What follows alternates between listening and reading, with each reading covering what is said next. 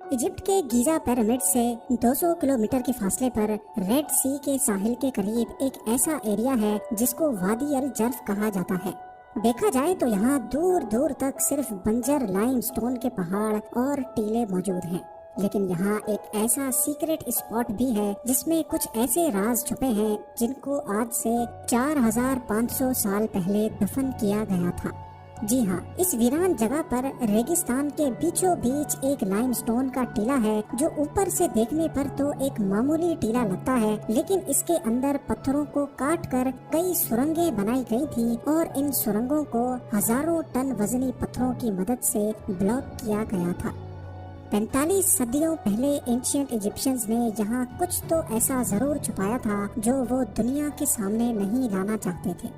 लेकिन जब पहली बार इन सुरंगों के सामने से पत्थर हटाए गए तो अंदर के मनाजिर ने पूरी दुनिया को हिला कर रख दिया। नाजरीन, इजिप्ट के आलीशान पिरामिड्स और यहाँ की जमीन का चप्पा चप्पा दिलकश मिस्ट्री से भरा हुआ है।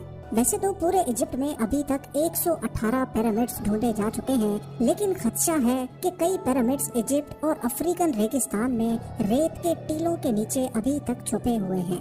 फिल वक्त जो पिरामिड्स दुनिया के सामने मौजूद हैं, उनमें से सबसे बड़ा इजिप्ट के शहर कायरो में मौजूद है, जिसको पिरामिड ऑफ कुफू कहा जाता है। 480 फीट ऊंचा ये पिरामिड इजिप्शियन किंग कुफू ने बनवाया था, जबकि इसके बराबर में ही 450 फीट ऊंचा ये पिरामिड किंग कुफू के बेटे किंग काफरे ने अपने राज के दौरान बनवाया था। हैरत की बात तो ये है कि हर एक पिरामिड को बनाने में 25 लाख लाइमस्टोन के स्क्वायर और रेक्टेंगल ब्लॉक्स इस्तेमाल हुए थे और हर एक ब्लॉक का वजन 2500 केजी बताया जाता है। ये इतना ही वजन है जितना 2 हैचबैक गाड़ियों का वजन बनता है।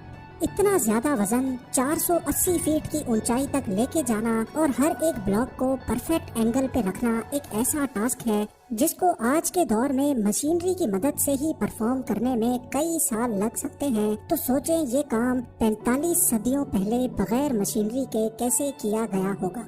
ये एक ऐसी मिस्ट्री है जिसने पिछले कई सौ सालों से दुनिया को हैरानी में मुब्तला कर रखा है। जिस जगह ये पिरामिड्स बने हैं, ये जगह किसी दौर में एंशिएंट इजिप्शियंस का फलता फूलता शहर हुआ करता था, लेकिन फिर अननोन रीजंस की वजह से ये पूरा एरिया कई फीट रेत के अंदर धंस गया।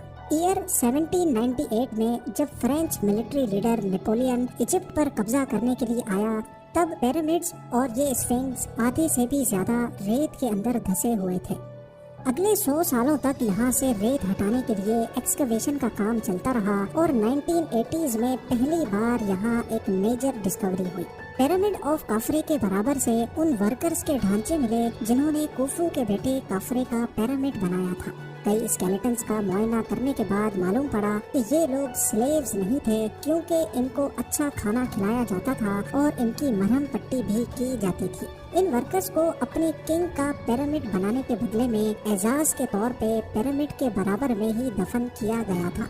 बदकिस्मती से किंग कुफू के मरने के बाद ये जगह कई सालों तक लुटेरों के रहमो करम पर थी। इसी वजह से ना ही यहाँ से कोई पपायरस यानी रिटन डॉक्यूमेंट मिला और ना ही कोई ऐसा सबूत मिला जिससे ये पता लगाया जा सके कि ये पिरामिड्स कब और कैसे बनाए गए थे। यहाँ तक के दूसरे इजिप्शियन किंग्स के कई स्टेचूज या उनकी ममी भी मिल चुकी हैं, लेकिन वक्त की तबाही ने किंग कुफू का ना ही कोई साबित स्टेचू छोड़ा और ना ही लुटेरों ने इनकी ममी को।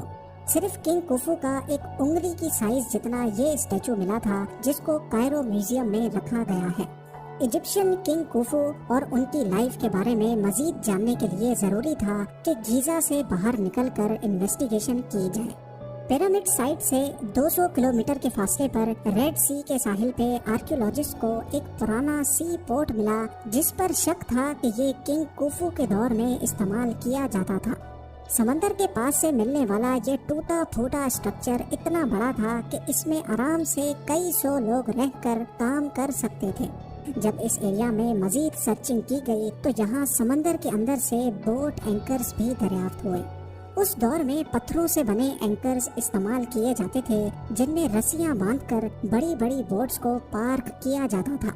सुराख शुदा स्टोन एंकर्स यहाँ भारी मिकदार में पाए गए, जिससे ये बात साबित होती है कि ये 4500 साल पहले एंशिएंट इजिप्शियंस का